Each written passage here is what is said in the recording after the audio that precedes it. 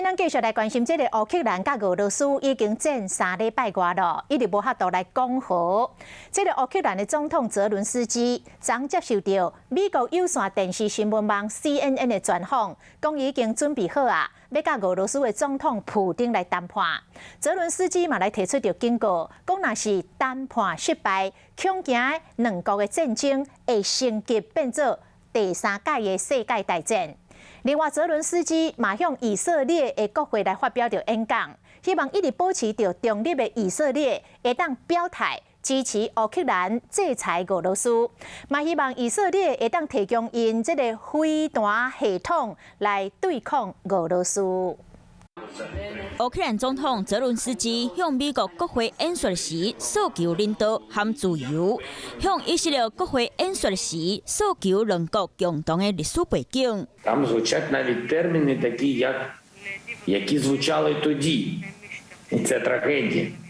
Коли нацистська партія йшла в Європу і хотіла знищити все, знищити всіх, хотіли підкорити народ і не залишити від нас, від вас нічого, і навіть імені і сліду.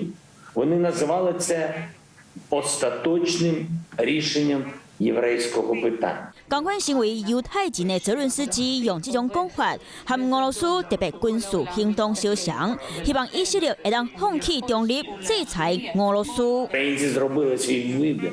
80 років тому рятували євреїв, і тому серед нас є праведники народів світу. Народи Ізраїлю. Тепер і у вас є такий вибір. 澤倫斯基接受美國有線電視新聞網 GPS 的訪問。 But unfortunately, our dignity is not going to preserve the lives.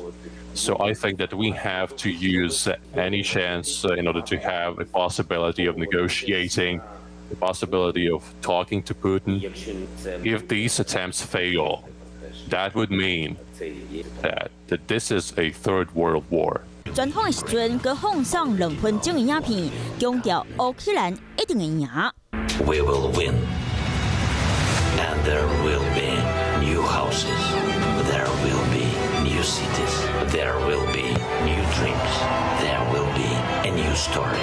澤倫斯基講，烏克蘭當地的受難，就是為了定建立新國。 And those we've lost will be remembered, and we will sing again, and we will celebrate anew.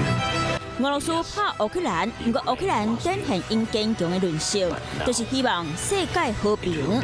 Hello， 大家好，我是乃瑜，要教给大家2个任务。第一个，华视新闻的脸书专页，你按赞了吗？还有华视新闻的 YouTube 频道，赶紧订阅起来，还要记得按赞，开启小铃铛哦。